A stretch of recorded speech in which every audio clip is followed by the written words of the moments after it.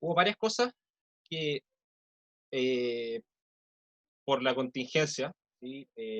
Lamentablemente no alcanzamos a cubrir en los contenidos del curso, ¿sí? Una de esas cosas, lamentablemente, les va a aparecer más adelante, ¿sí? Pero no nos dio el tiempo para hacerlo, que es la parte de ortogonalidad de vectores en RN. ¿Sí?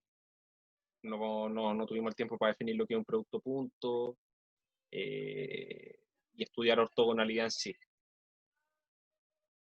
Pero vamos a cerrar hoy día con una última relación que hay entre diagonalización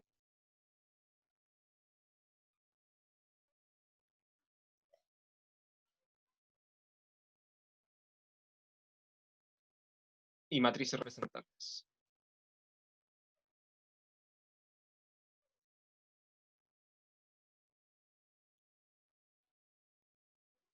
¿Sí? Vamos a ver cómo estas dos cosas en realidad que parecen ser en principio conceptos completamente distintos el uno del otro, ¿sí? En realidad tienen una relación bastante fuerte. ¿Sí? De hecho, la diagonalización de una matriz se puede entender como una multiplicación de tres matrices representantes, ¿sí? En realidad una matriz representante que es la diagonal y dos matrices de cambio de base. ¿Sí? Y de la misma forma puedo entender la diagonalización, puedo entender las matrices representantes, o digamos la diagonalización la puedo entender como una descomposición en matrices representantes. ¿Sí? Esa es más o menos la relación que hay. ¿Sí? Entonces, supongamos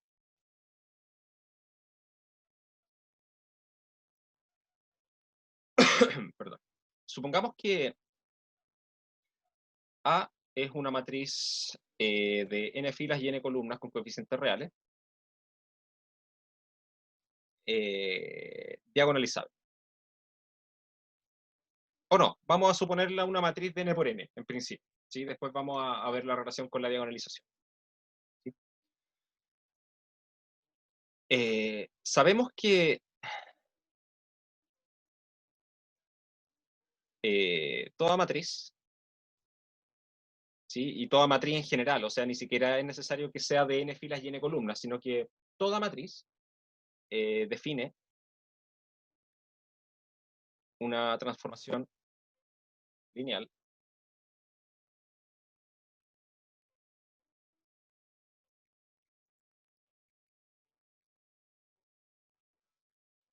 T que va de, bueno, en este caso iría de Rn a Rn. Voy a ponerle acá. Sabemos que toda matriz, voy a ponerle aquí en particular esta.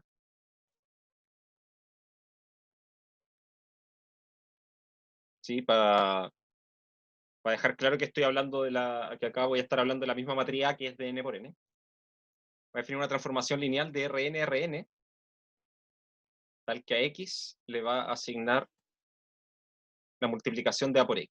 ¿Sí? Esa operación es lineal. ¿Sí? Claro, en general, si la matriz tiene n filas y m columnas, ¿sí?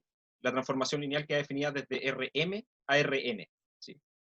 Pero en este caso, como es una matriz cuadrada, esta transformación va a partir en Rn y va a llegar también a Rn. ¿Sí? Entonces yo me voy a hacer la siguiente pregunta. ¿Cuál es la matriz representante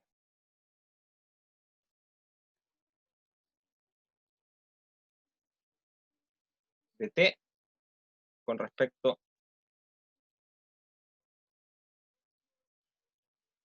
a la base canónica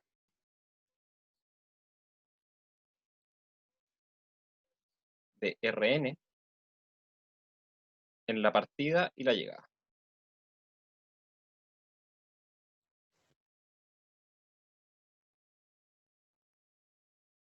Esa va a ser la primera pregunta que me voy a hacer. Entonces, ¿para esto qué tengo que hacer? Bueno, voy a tomar T, o lo voy a poner así, llamaremos, por simplicidad, E sub I al vector que tiene puros ceros, después tiene un 1, y después sigue con puros ceros, ¿sí? Un vector de largo n, ¿sí? Y el 1S lo tiene en la posición I, ¿sí? Entonces, el vector E1 tiene un 1 arriba y después puro 0 hacia abajo. E2 tiene 0, 1 y después puro 0, y así. Y en el fondo son las columnas de la matriz identidad de n por n. ¿Sí? Esa es la base canónica.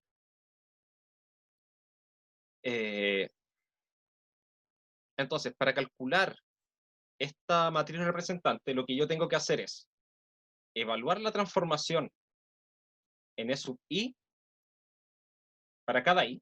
¿Sí? Hagámoslo con E1 primero. Y el resultado que me dé esto, tengo que escribirlo en términos de la base que voy a ocupar en la llegada, que también es la base canónica. ¿Sí? Ahora, ¿qué es este vector? Bueno, esto es A por E sub I, ¿sí? Porque esa es la definición de la transformación T. ¿Sí? Toma la matriz A y la multiplica por el vector que yo pongo adentro. Perdón, esto era E1. Bueno, y esto es un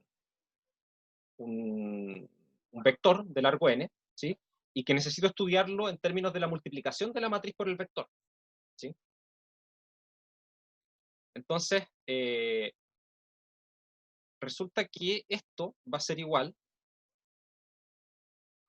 al vector siguiente. Va a ser un vector que acá adentro va a tener... A ver, quiero ver cómo anotarlo de forma ordenada. Denme un segundo. Ya, va a ser esto. Pero A por E1 en su posición iésima, ¿sí? Fíjense que esto de acá, A por E1, es un vector, ¿sí? Así que tiene n componentes hacia abajo. Y esas componentes están dadas por la fórmula del producto, ¿sí? Y la fórmula del producto me dice que tengo que sumar desde k igual a 1 hasta n las cosas que están de esta forma. Es el término que está en la fila I, columna K de la matriz A. Sí, por lo que tenga este vector E1 en su fila K y columna 1, ¿sí? Que es la única que tiene. ¿Sí? Pero resulta que estas cosas de acá son puros ceros, excepto cuando K vale 1. ¿Sí? Porque el vector E1 en su posición 1 tiene un 1 y después tiene puros ceros hacia abajo. Entonces todos los términos de esta suma son 0, excepto cuando K vale 1. Y en ese caso esto termina quedando A y 1. ¿Sí? Es decir, el vector A E1 tiene las siguientes componentes. Tiene acá A11, ¿sí? En la posición 1, en la posición I igual a 1. En la posición I igual 2 tiene A21, y así voy bajando hasta que acá abajo al final tiene AN1.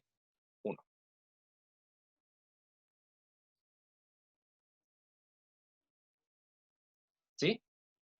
¿Se entiende eso?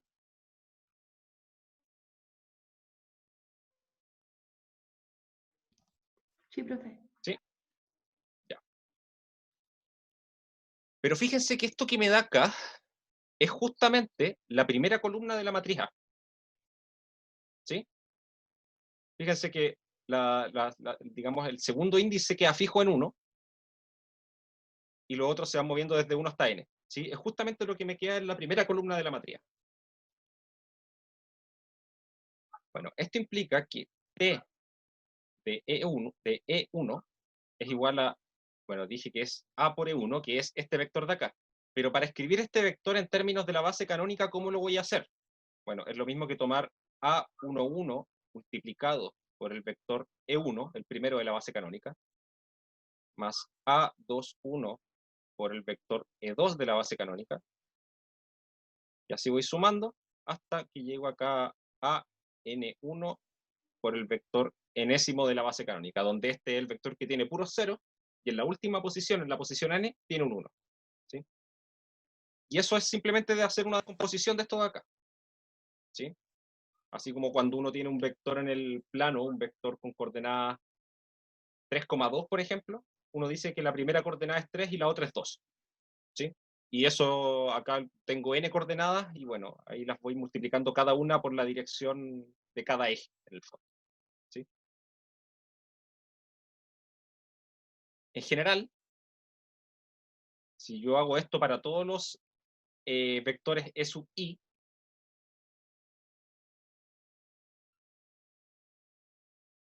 la evaluación de t en E sub i no es nada más que A1i por E1 más A2i por E2 más, así voy avanzando hasta ANi por E sub n. ¿Sí? ¿Y eso qué quiere decir? Que en realidad, cuando yo evalúo este operador t en el segundo vector de la base canónica, por ejemplo, lo que me da es la segunda columna de A. Al evaluar en la tercera, me da la tercera columna de A. ¿Sí? Y así. Y claro, los términos que van apareciendo acá son justamente eso. ¿Sí? Si evalúan E sub i, lo que me aparece son los elementos que están en la iésima columna de la matriz A. ¿Sí? Ahora, si yo tengo toda esa lista, ¿qué me dice la matriz representante? Bueno, en este caso, entonces, la matriz representante de la transformación T, usando la base canónica en la partida y en la llegada, que la voy a denotar por beta sub c,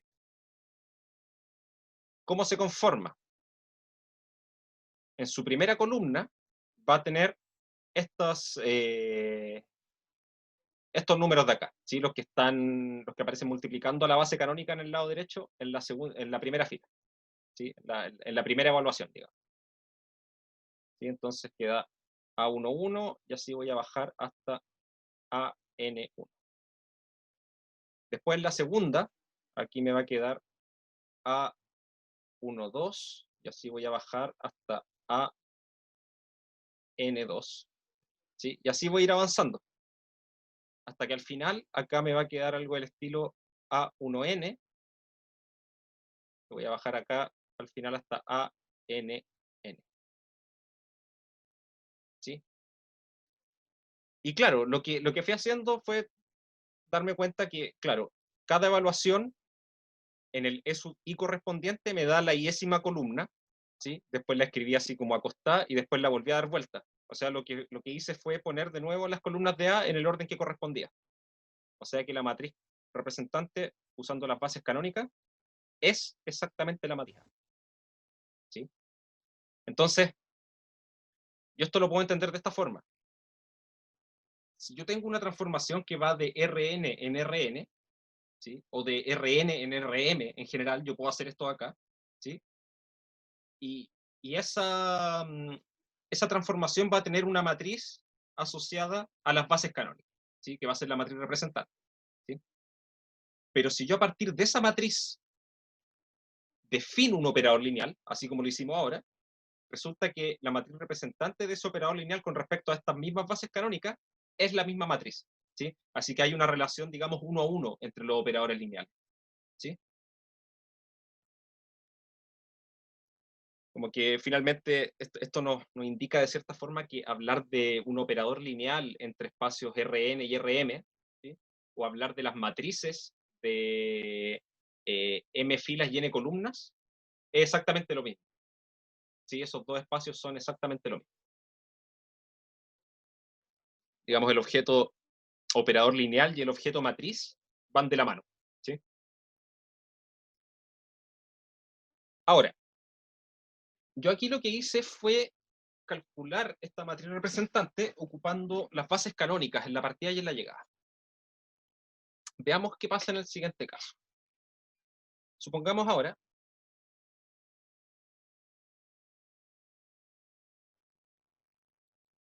además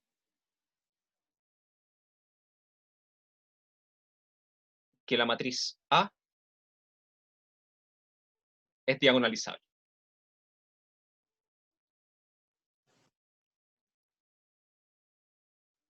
¿Sí? ¿Esto qué significaba? El título de la clase es diagonalización y matrices representantes. ¿Sí? Vamos a ver la relación entre las dos cosas.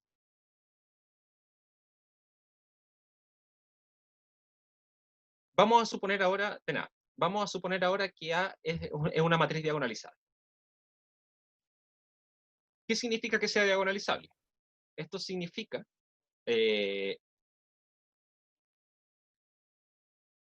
existen vectores propios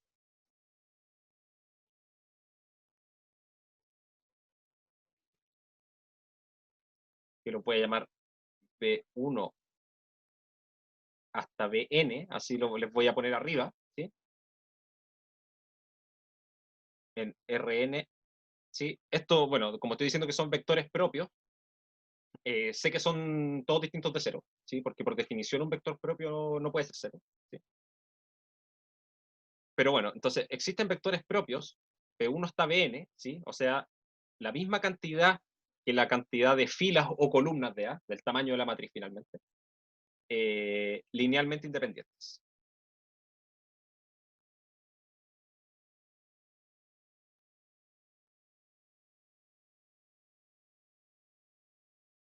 ¿Sí? Eso es lo que resulta de una diagonalización, ¿sí? Es decir, como son n vectores linealmente independientes en Rn,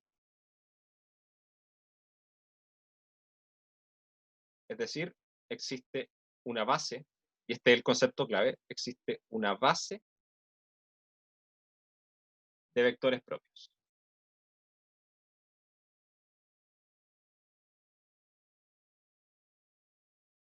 la cual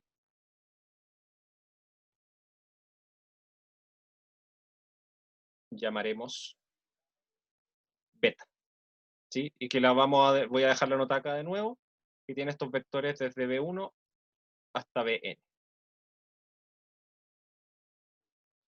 ¿Hasta aquí todo claro?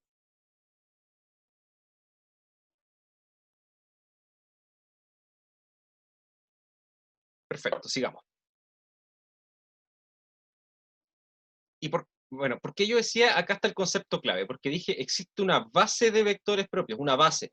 Eso, si yo tengo una base, eso me admite a mí estudiar una matriz representante de la transformación lineal que define A. ¿Sí? La misma transformación T de arriba, ahora yo le podría calcular su matriz representante en términos de esta nueva base. ¿Sí? Entonces, recordemos lo siguiente.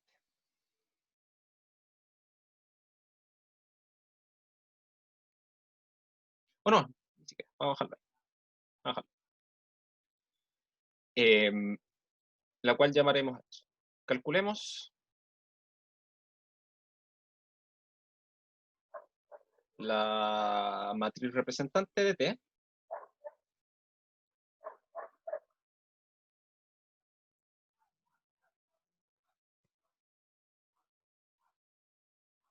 matriz representante de T, con respecto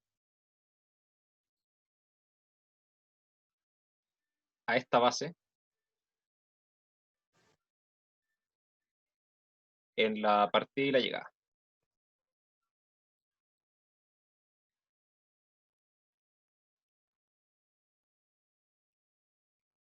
Entonces, lo que yo tengo que hacer es tomar T y evaluarlo, digamos, en el primer vector de la base de vectores propios que armé. ¿Sí? Ahora, esto por definición es tomar A y multiplicarlo por B1. ¿Sí? Pero yo sé que B1 es un vector propio. ¿Sí? Y al ser un vector propio, está asociado a algún valor propio. ¿Sí? Digamos lambda 1. Entonces el resultado de esto es simplemente tomar lambda 1 ponderando al vector 1. ¿Sí? Eso es solamente porque es vector propio. ¿Sí? Pero fíjense que esto es lo mismo que escribir lambda 1 por B1 más 0 por el vector 2 más, y puro 0 así, más 0 por el vector n. ¿Sí?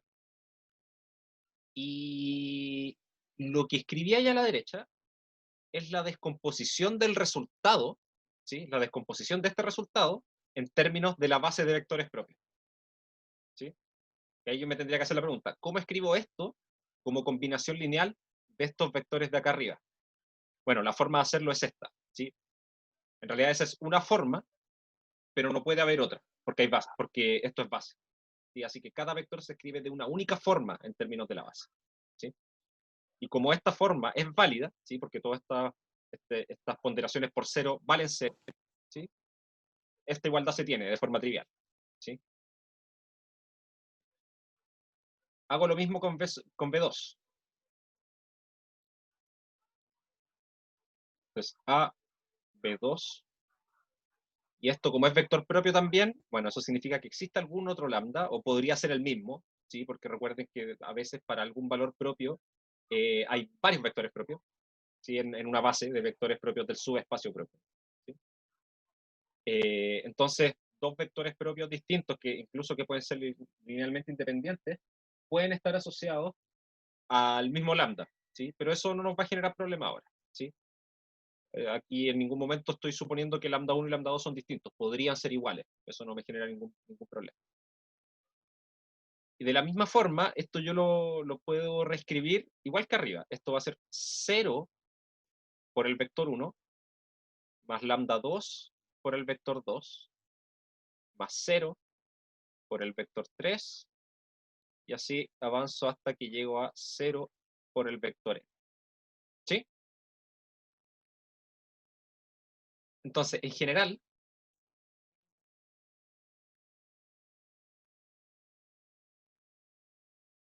cuando evalúo este operador t en el vector iésimo de esta base de vectores propios, el resultado va a ser, bueno, a por b sub i, perdón, a por bi, y eso como un vector propio, esto es lambda sub i por bi, y esto lo escribo como 0 por b1 más, y así avanzo hasta 0 por bi menos 1 más lambda i por bi más 0 por bi más 1, y así llego hasta el final hasta 0 por bn. ¿Sí? Siguiendo la misma lógica de estos dos primeros, ¿sí? Esto va a pasar con todos, ¿sí? En el fondo me quedan puros ponderadores cero, excepto en el vector que estoy estudiando, ¿sí? ¿Me siguen?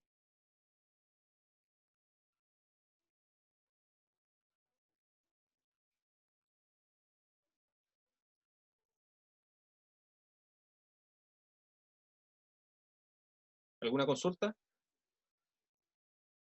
Antes de seguir con esto, porque aquí es cuando esta parte ya se está poniendo un poquito media abstracta.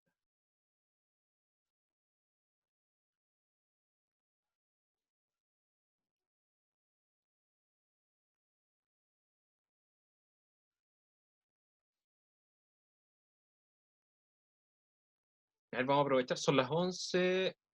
eh, sigamos en 15 minutos más, a las 11:15. ¿Ya? Mientras tanto voy a dejar esto acá en pantalla para que puedan digerir bien esto de acá. ¿Ya? Y ahí si tienen alguna duda, yo creo que voy a volver al computador en 10 minutos más para que tengamos esos 5 minutos por si que surge alguna consulta. ¿Ya? Ahí seguimos en un ratito más. Sigamos entonces.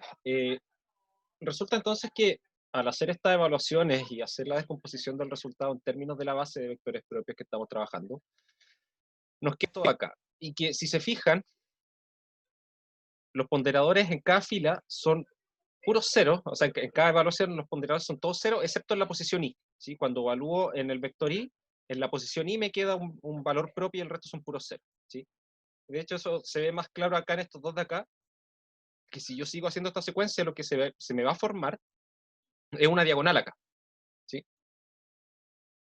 ¿Cómo escribo esa diagonal después?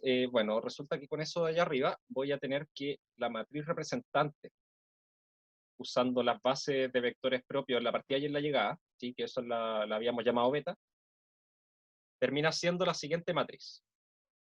En la primera columna tiene este lambda 1 y después tiene puro 0 hacia abajo. Entonces tiene lambda 1 y después puro 0 hacia abajo. Después en la segunda fila, miro acá, o sea, miro la segunda evaluación, y me dice que en la segunda columna de esta matriz va un 0, después lambda 2 y después puro 0. ¿Sí? Entonces va un 0, después va un lambda 2 justo aquí abajo, y así. Y si sigo avanzando, lo que me va a quedar es que estos lambda aparecen acá en toda esta diagonal y llego hasta lambda n. ¿Sí? Y acá abajo y acá arriba me aparecen puros 0. ¿Sí? O sea que la matriz representante de esta transformación lineal, ¿sí? Con respecto a las bases de vectores propios, es una matriz diagonal que contiene los valores propios de la matriz. Sí, los valores propios de la matriz. ¿Sí? Perfecto, entonces ya nos está apareciendo una matriz diagonal, ¿sí? Que es la que aparece justamente también cuando trabajamos con una diagonalización. ¿Sí? Y fíjense que el orden en que aparecen estos valores propios depende fuertemente del orden en que yo escogí los vectores propios acá. ¿Sí? Que es lo que yo les explicaba, que cuando yo hago una diagonalización, una vez que fijo el orden de los vectores propios en las columnas de la matriz P, que vamos a ver por qué aparece la matriz P, cuando yo fijo esas columnas, ¿sí? En un orden, es en el fondo porque fijé el orden de esta base. Y según el orden que esté esta base, es que me aparecen los valores propios acá. ¿Sí? Por eso como que si intercambio dos columnas de P, se intercambian dos valores propios en la diagonal. ¿Sí? Ese es el efecto que ocurre. Y es exactamente por esto acá arriba. ¿Sí? Porque el valor propio que va, cuando hago la evaluación, el valor propio me va a aparecer no en esa posición, sino que en otra. ¿Sí? Pero se va a intercambiar con otro. ¿Sí? Esa es más o menos la idea. Eh,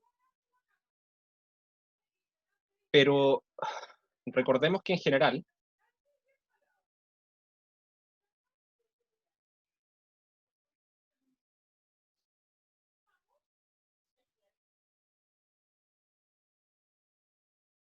si no le voy a poner T, le voy a poner L, para no confundirla con la arriba. Si L es una transformación que va de U a B, es lineal, y beta U, beta prima U son bases de U, y beta B, beta prima B son bases de B, entonces yo puedo tomar la matriz representante llegando a la base beta B, partiendo en la base beta U de la transformación L, y esa se va a relacionar directamente con la matriz representante partiendo en la base beta prima U y llegando a la base beta prima B de la misma transformación L. ¿Sí? ¿De qué forma aparecen aquí a la izquierda y a la derecha unas matrices de cambio de base? ¿Sí? O las matrices de pasaje que habíamos definido. ¿Sí? ¿Y de qué forma aparecen? Bueno, aquí me va a aparecer la matriz de pasaje que me cambia beta U a beta U', y acá a la izquierda me va a aparecer la matriz de pasaje que me cambia beta B' a beta B. ¿Sí? Recuerden que esto se lee como izquierda, o sea, perdón, de derecha a izquierda, ¿sí? Entonces paso de U a U', o sea, de beta U a beta U'. Después aquí aplico beta U' y me cambio a beta B' mediante la transformación lineal, ¿sí? Y después paso de beta B' a beta B, ¿sí? Entonces la matriz que me queda es la matriz representante de este operador L, ¿sí? Pero partiendo en la base beta U y llegando a la base beta B, ¿sí? Esto lo habíamos visto en la clase anterior. Entonces apliquemos esta misma idea para el caso que estamos estudiando.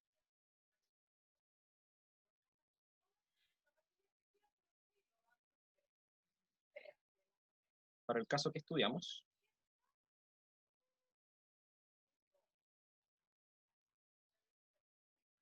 ¿sí? Y acá arriba a esto mientras tanto le voy a poner un nombre, ¿sí? Eso se llama D, ¿sí? Esta matriz diagonal que nos salió arriba, ¿sí? Le vamos a poner D. Entonces, para el caso que estudiamos, yo sé que la matriz representante de la transformación T que calculé primero usando las bases canónicas va a ser igual, y acá al medio va a estar la matriz representante usando las bases de vectores propios. Y considerándolo de arriba, aquí lo que va a aparecer va a ser una matriz de cambio de base que me cambia de la base beta a la base canónica, ¿sí? Y aquí me va a aparecer una matriz de pasaje que me va a cambiar de la base canónica a la base beta, ¿sí? Fíjense que es la misma estructura de arriba, ¿sí? El que está mal, la base que está más a la derecha acá y la que está más a la izquierda coincide con la que está más a la derecha aquí y más a la izquierda en la expresión del lado izquierdo, ¿sí? La transformación T está solo acá al medio, y las bases que están acá al medio, ¿sí? Esta coincide con esta, y esta coincide con esta acá. ¿Sí? Voy a marcarlo acá arriba también.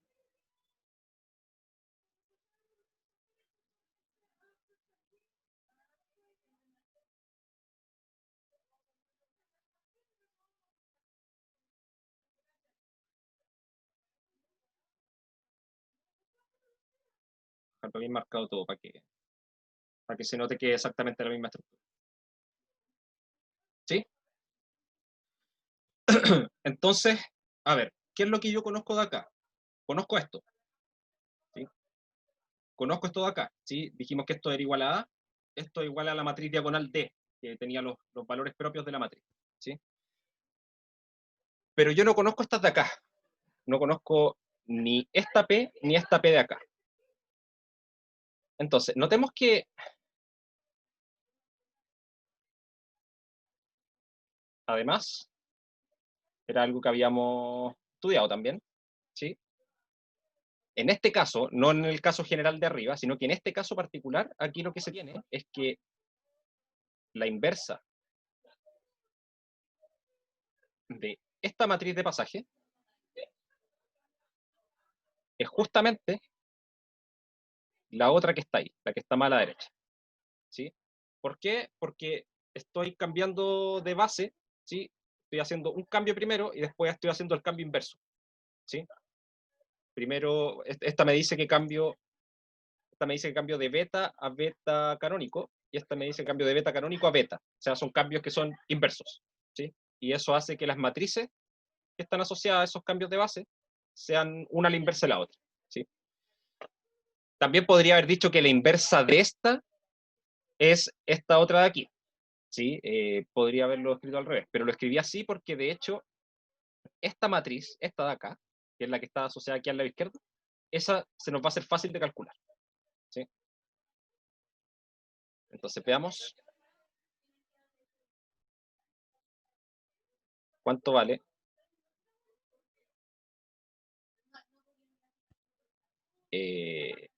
A ver, denme un segundo. ¿Esa es la que es fácil de calcular? Sí. Veamos cuánto vale P beta C beta, ¿sí? ¿Qué es lo que hace esto? Lo que hacía era tomar la identidad, el operador identidad, ¿sí? El operador que toma un vector y entrega el mismo, y lo tiene que evaluar en los elementos de la base beta, y el resultado escribirlo en términos de la base canónica, ¿sí? Entonces, si yo tomo B1, este yo lo puedo escribir de esta forma. Va a ser la primera componente de este vector por el primer vector de la base canónica, más la segunda componente de este vector por el segundo vector de la base canónica, y así. Hasta que llego a la enésima componente, perdón, esto era 1. Acá me equivoqué.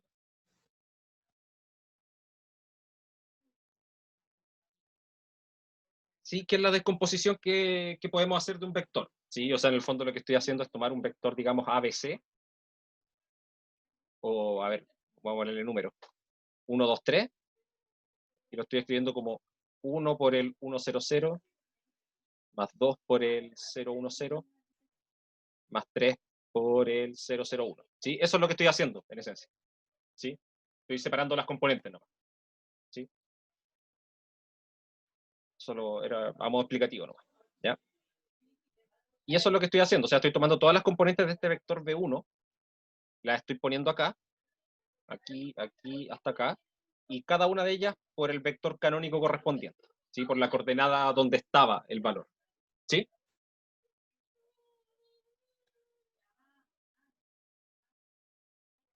V2, la misma idea. Va a ser la primera componente del vector 2, por el primero de la canónica, más la segunda componente del vector 2 por el segundo de la canónica, y así, hasta la enésima componente del segundo vector por el enésimo vector de la base canónica. Hasta que eventualmente voy a llegar al último vector, y lo voy a escribir como la primera componente del vector n por la primera de la base canónica, más la segunda componente de ese vector por el segundo de la canónica, hasta la última componente de ese vector por el último de la canónica. ¿Sí? Es, en esencia, es la misma descomposición que hicimos, ¿dónde? A ver, la hice acá. Esta misma descomposición. ¿Sí? Yo sé que este resultado me daba un vector que tenía los valores desde A11 hasta AN1, y después se lo descompuse de esta forma acá. ¿Sí? ¿Está claro?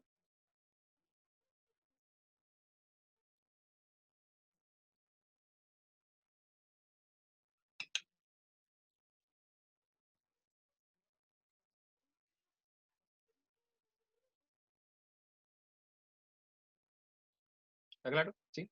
¿No?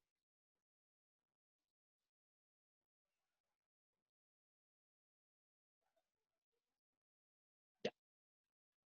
Ahora, si yo considero esto, con esto vamos a tener que P beta C beta, ¿sí? Que es la que estaba calculando, ¿cómo va a estar conformada? Su primera columna va a tener estos valores que están acá, ¿sí? O sea, tiene B11 hasta Bn1. La segunda columna va a tener la primera componente del segundo vector hasta la enésima componente del segundo vector, ¿sí? Porque son los coeficientes que me aparecieron acá. Y así esta secuencia va a seguir hasta que voy a llegar al final a la primera componente del último vector, y voy a ir bajando hasta que llego a la enésima componente del último vector. ¿Sí? Es decir,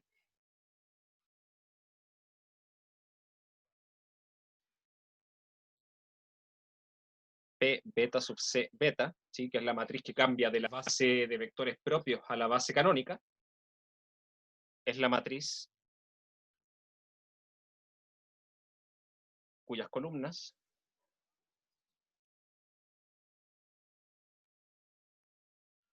son los vectores, los vectores, vamos a ponerlo así, los vectores de la base de vectores propios, ¿sí? De la base beta, en el orden fijado, ¿sí? Fíjense que acá implícitamente fijamos un orden porque enumeré los vectores, ¿sí? Así que les di un orden, ¿sí? Y en ese mismo orden los pongo en la matriz P, en la matriz P beta C beta. Finalmente,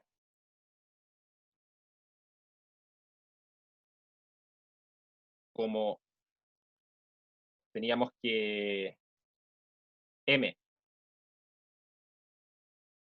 o lo voy a anotar así, finalmente, llamando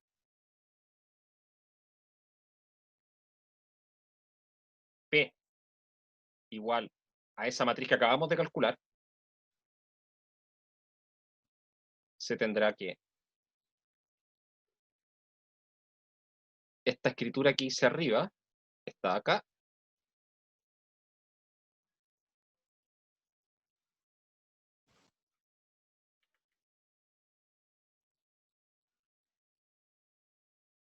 Si yo la miro con detalle, déjenme borrar estos tracitos de acá que eran indicativos de antes nomás, ahora me están estorbando.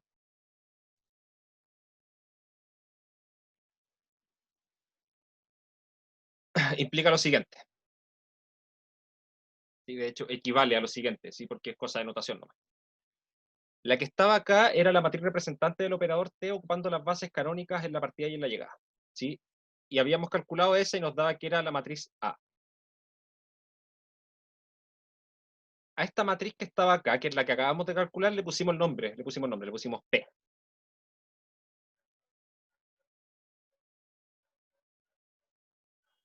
Esta de aquí ya la habíamos calculado también, que era la matriz diagonal que contiene en el orden que corresponde los valores propios de la matriz A, ¿sí? Así que, y le habíamos puesto un nombre, le habíamos puesto D. Y por último, habíamos mencionado que en este caso particular, como esto es una matriz de cambio de base que cambia de beta a beta canónico, y esta es el cambio inverso, cambia de beta canónico a beta, ¿sí? Esta matriz de acá es la inversa de esta de aquí. Entonces lo que nos queda aquí va a ser P a la menos 1, ¿sí? Que era justamente lo que habíamos visto cuando decíamos construir la diagonalización de la matriz, ¿sí? Y yo le había dicho, bueno, vamos a decir, coincide con P por D por P a la menos 1, pero en ningún momento lo habíamos demostrado, ¿sí? O sea, ya, ok, yo dije, calculamos los valores propios, los ponemos en una matriz diagonal, y en el mismo orden en que puse esos valores propios, pongo los vectores propios en una matriz P. Y después se cumple que A es igual a, o sea, la matriz que había tomado, la matriz A, es igual a P por D por P a la menos 1. Y bueno, ¿y por qué? Como que no... Esa igualdad nunca la habíamos demostrado, ¿sí? Y esta es la demostración de que esa igualdad efectivamente se cumple, ¿sí?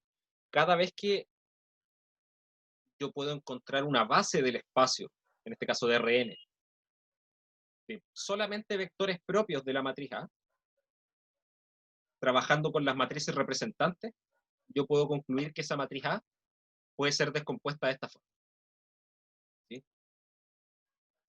Ahora, ¿qué interés tiene la diagonalización en sí? ¿Sí? ¿Qué utilidad podría tener?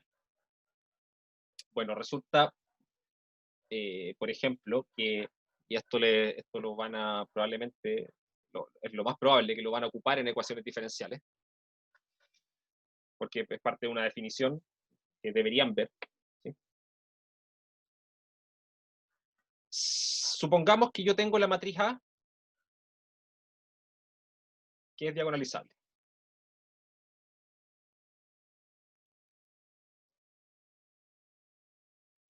Y resulta que quiero, o bueno, en realidad no es que quiera, sino que en términos de lo que estoy hablando del curso de ecuaciones diferenciales, más que querer es que necesitamos, van a necesitar en algún momento, calcular a elevado a k para todo k mayor o igual a 0.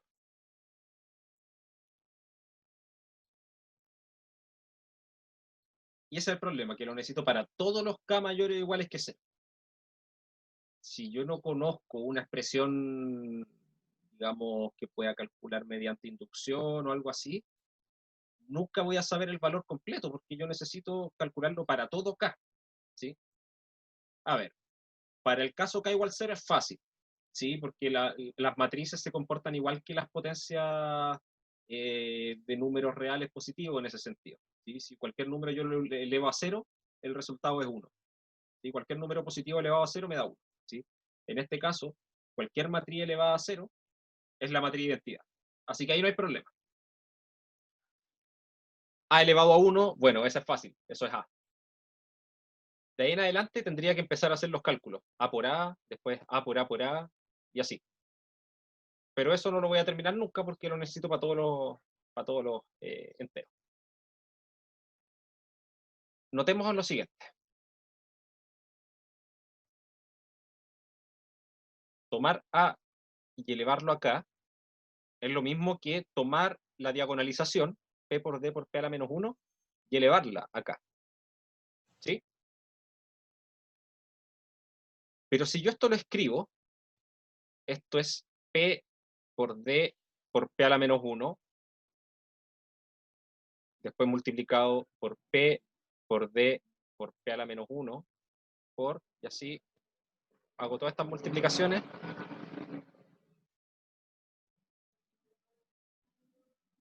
Donde todos estos productos se realizan, bueno, la cantidad de elementos que hay acá son K veces. ¿Sí? Definición de potencia. Pero aquí es donde uno puede ocupar de buena forma esto, porque fíjense que esto yo lo puedo escribir como P por D y puedo de cierta forma eliminar los paréntesis. ¿Sí? ¿Por qué? Porque la multiplicación es asociativa. ¿Sí? Entonces da lo mismo el orden en que yo haga las operaciones. No puedo intercambiar el orden, ¿sí? No puedo, digamos, conmutar, pero sí puedo sacar los paréntesis.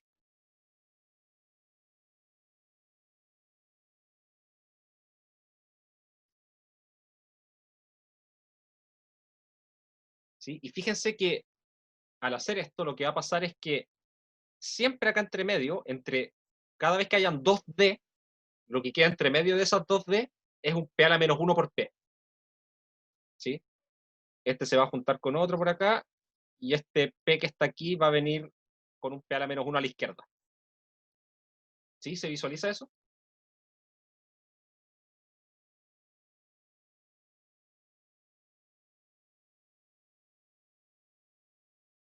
Ya. Entonces, esto termina siendo, si lo simplifico, P por D por la identidad, por D, por la identidad, por D, y así, hasta que va a quedar acá con por D, por la identidad, por D, por P a la menos 1. ¿Sí? Después de todos esos productos. ¿Sí? Pero resulta que esta identidad yo las puedo eliminar simplemente, ¿sí? Porque cualquier cosa por la identidad me da la misma matriz. ¿Sí? Y fíjense que lo único que me queda, me va a quedar esta P a la izquierda, esta P a la menos 1 a la derecha, y al medio me quedan puras D multiplicadas. ¿Cuántas son? Bueno, ¿cuántas metí al principio? Por cada A puse una D. ¿Sí? Entonces hay K de esas. Igual a P por D elevado a K por P a la menos 1. ¿Sí? Entonces ahora mi problema se redujo a lo siguiente. Si yo conozco una diagonalización de A, entonces elevar a la potencia K es lo mismo que elevar esta matriz que tiene sus valores propios, elevarla acá, ¿sí? Y después multiplicar a la izquierda por P y a la derecha por P a la menos 1. ¿Sí? Y un último detalle, y con esto vamos a cerrar la clase hoy día, que de hecho, bueno, esta última clase. Pero para una matriz diagonal,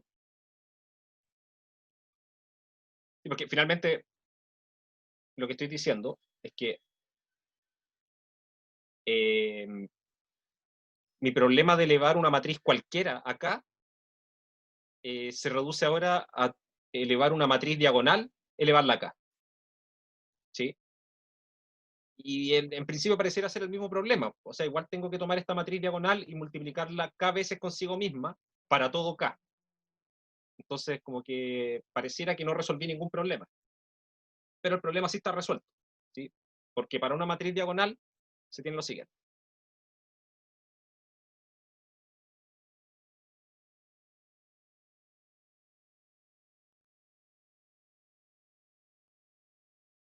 Bueno, lo voy a poner en general, ni siquiera tiene que ser con valores propios, ¿sí? Puede ser cualquier matriz diagonal.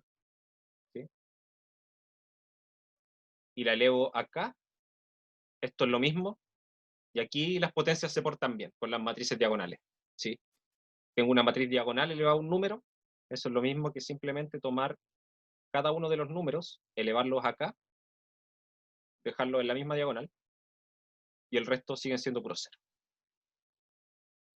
¿Sí? Y eso sí lo puedo calcular.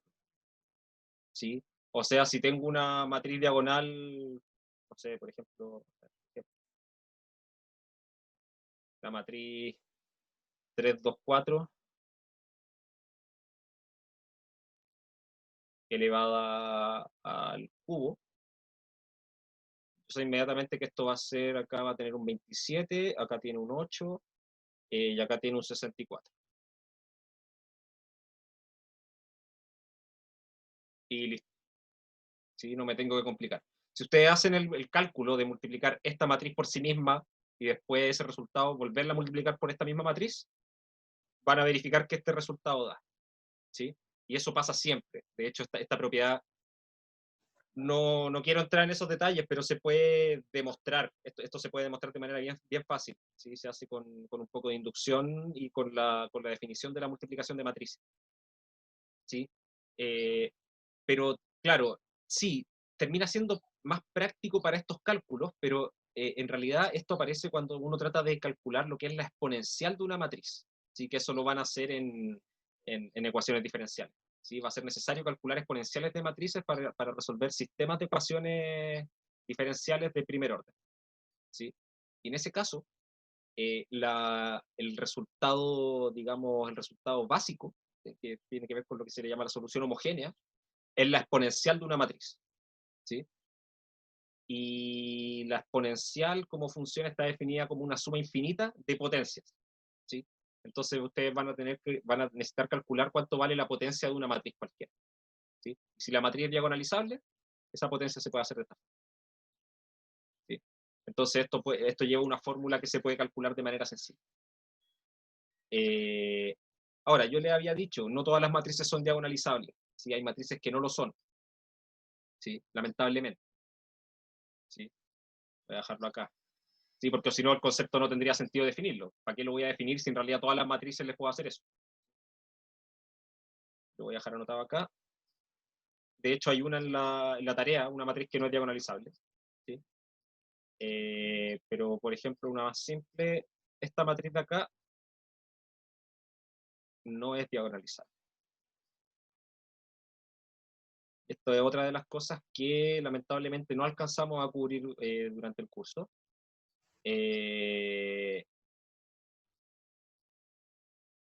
Sí, me parece que es solo una, me parece, no estoy seguro. No recuerdo en este momento. Me parece que es solo una. ¿Sí? Eh, Esta matriz de acá no es diagonalizable. Revisa, es que no me acuerdo. No me acuerdo, tengo la pauta hecha, pero no me acuerdo en este momento. Eh, Tengo esta matriz, ¿sí? Y que no es diagonalizable. ¿Sí? Esta se puede demostrar que no es diagonalizable. De hecho, tiene el subespacio propio tiene dimensión 1 y eso. Y hay un solo subespacio propio porque tiene un único valor propio, esto que es el valor propio 1. ¿Sí? Eh, pero para este tipo de matrices existe otro concepto. ¿Sí? Existe un concepto más general, en realidad. ¿Sí? Una generalización que se llama la descomposición de Jordan de una matriz. ¿Sí? Donde la descompongo de la forma P por J por P a la menos 1, donde la matriz P y P a la menos 1 contienen los vectores propios y vectores propios generalizados de la matriz, que es un concepto que lamentablemente no alcanzamos a ver. ¿Sí? Y la matriz J que va al medio no es diagonal, pero parece diagonal. ¿Sí? Es una cuestión que se llama diagonal por bloques, ¿sí? Que es como que hay bloques cuadrados adentro, ¿sí? Que fuera de eso son puros ceros. ¿Sí? Y esos bloques están como en una diagonal en la matriz. Y aparte esos bloques tienen una estructura especial que se le llaman los bloques de Jordan, y que de hecho un bloque de Jordan es más o menos algo que se ve como de este estilo, ¿sí? Que tiene como un valor propio acá en la diagonal, fijo, un 1 en la diagonal superior, y el resto son puros ceros. ¿Sí? Eh, Eso es útil también para el cálculo de exponenciales de matrices, para el curso de ecuaciones diferenciales, ¿sí? Pero se puede evitar. ¿Sí? Así que hay dos opciones. O ese concepto o lo van a ver en ecuaciones diferenciales, o van a ver con el método que evita ese problema de no manejar la descomposición de Jordan. ¿Sí? Eso. ¿Alguna consulta sobre esto?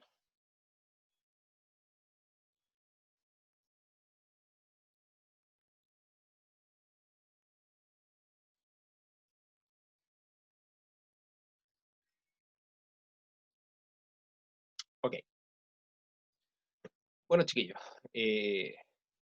con contingencia y todo, logramos avanzar bastante en el curso. Sí, lamentablemente no fue el ideal. Quedaron varios contenidos sin poder revisar. Eh, Principalmente el asunto de ortogonalidad, este asunto de matrices de Jordan que les decía, eh, y el concepto de bases ortonormales, ¿sí? Que tiene que ver con definir concepto de distancia en el espacio RN y mezclarlo con el concepto de ortogonalidad. ¿Sí? Bases particulares que se pueden armar. ¿Sí? Ah, y les menciono un detalle así como al vuelo, ¿sí? No nos da el tiempo para demostrarlo, pero toda matriz simétrica, es decir, que su traspuesta es igual a ella misma, cualquier matriz que sea así, es diagonalizable siempre. ¿Sí? Es un teorema. Vamos a dejarlo acá anotado igual, como último teorema.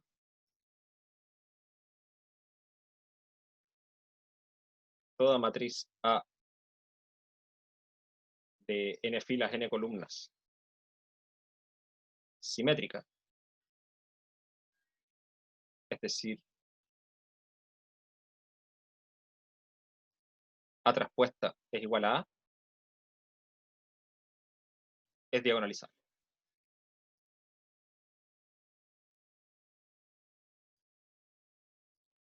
De hecho, tiene una propiedad que tiene que ver juntamente con esto que le hablaba de las bases ortonormales, que en realidad la base de vectores propios se puede tomar de una manera bien particular, que hace que la inversa de la matriz P que aparece en la diagonalización es la misma matriz P pero traspuesta. ¿Sí? Es una cuestión bien particular que se puede hacer con las matrices simétricas. Y lamentablemente no alcanzamos a ver todos esos contenidos. Ok, bueno, con esto damos por cerrado el curso, ¿sí? En cuanto a la materia, ¿sí? Que habla de evaluaciones.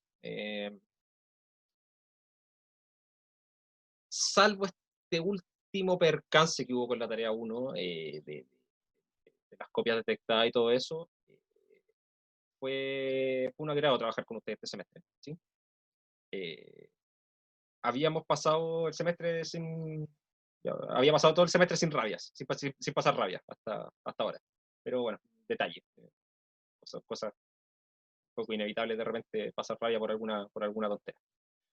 Eh, Espero que dentro de todo el curso se les haya hecho agradable, ¿sí? Considerando la situación y todo. Lamentablemente este curso tiene muchas cosas que de repente son muy teóricas o de repente muy repetitivas, ¿sí? Como por ejemplo pasó con esto que este asunto de escalonar matrices lo vimos todo el semestre, pero es esencialmente porque de ahí nace el álgebra lineal, ¿sí? O sea, del tratamiento de matrices y todo, así que todo el álgebra lineal se relaciona con eso, ¿sí? No, digamos, no hay una forma de esquivarlo, salvo que, no sé, ser más o menos un genio y mirar un sistema de ecuaciones y resolverlo al ojo, ¿sí? Ese ya es otro tema, ¿sí? Pero eh, espero que les haya servido para entender un poco el asunto del álgebra lineal, ¿sí? Y tengan presente que les, les va a seguir apareciendo, ¿sí? Muchas veces este curso se le mira un poco a huevo, pero termina apareciendo repetitivamente, ¿sí? Así que si tienen algunas cosas que todavía no, quizá, no sé, por ejemplo, cosas del control uno que quizá no les fue muy bien, pero ya, ok, tienen la nota, va a pasar el curso y todo, no se dejen estar, ¿sí? Péguenle una repasadita en algún momento, porque si no, esta cuestión les va a pegar el culatazo de vuelta, ¿sí? Ténganlo presente, ¿sí? Tienen que no ser maestros en álgebra lineal, pero manejar las nociones, sí, manejarlas bien, ¿sí? De hecho, me di cuenta en la pregunta uno sobre todo, hubo varios que les tuve que quitar un poquito de puntaje por una cosa súper estúpida, ¿sí? Que copiaban mal la matriz del enunciado. Solo eso, ¿sí? Así que tengan ojo, porque claro, finalmente acá se trabaja finalmente es como trabajar con tablas de datos, ¿sí? Ustedes me podrían decir, ya, pero si fue un error chico. Y yo les digo, bueno, más adelante en su vida profesional, supongan que están traspasando datos a un Excel y meten datos mal. De ahí después los puentes se caen, ¿sí? Entonces hay que tener harto ojo con eso, ¿ya? Eh, Parecieran ser cosas muy, muy mínimas, pero que pueden tener grandes consecuencias. Así que harto ojo con eso, ¿ya? Eso.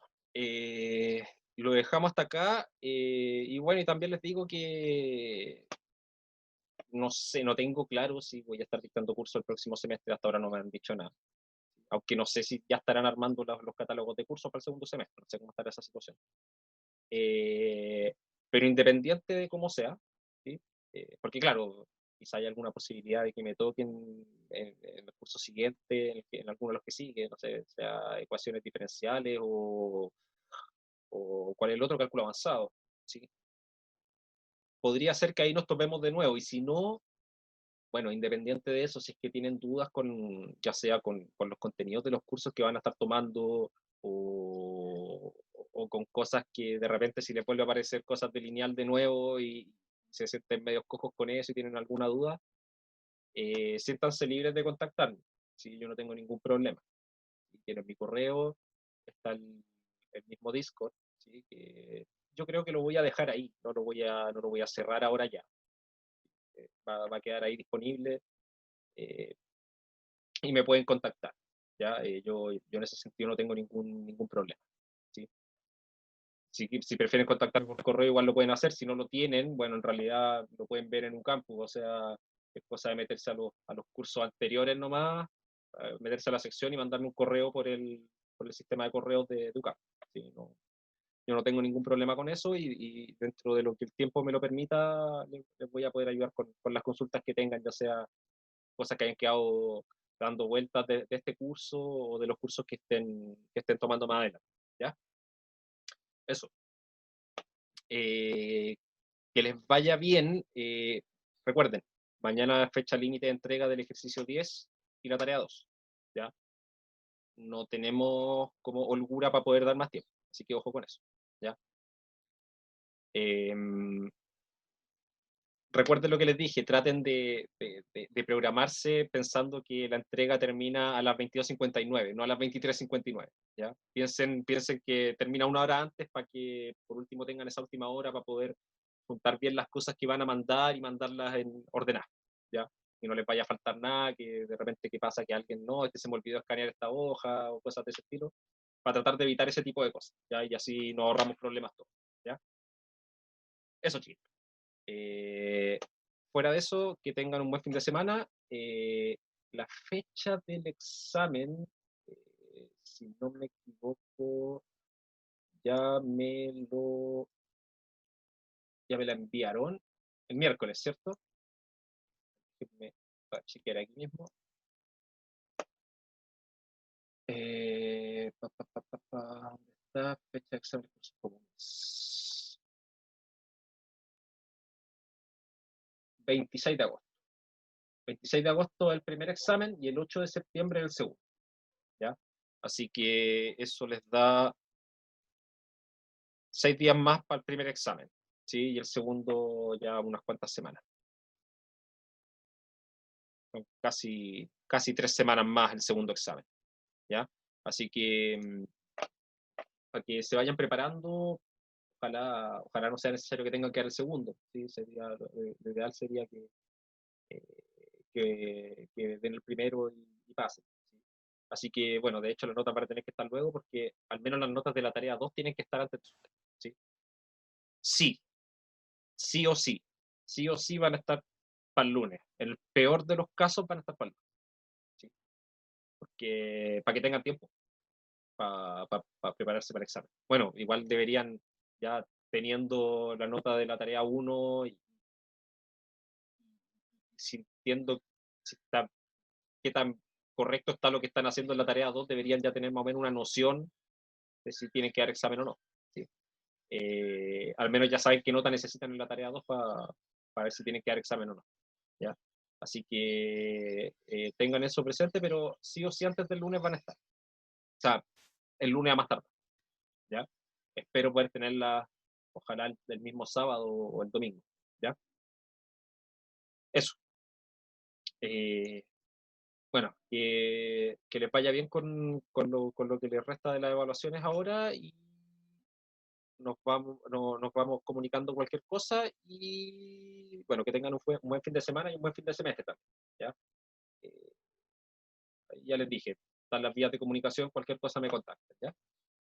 Eso, chiquillos. Que estén bien. Chao, chao. Chao, profe, cuídese. Chao, profe. Igual, chao, chao. Un gusto. Lo veo en el segundo semestre. Chao, chao.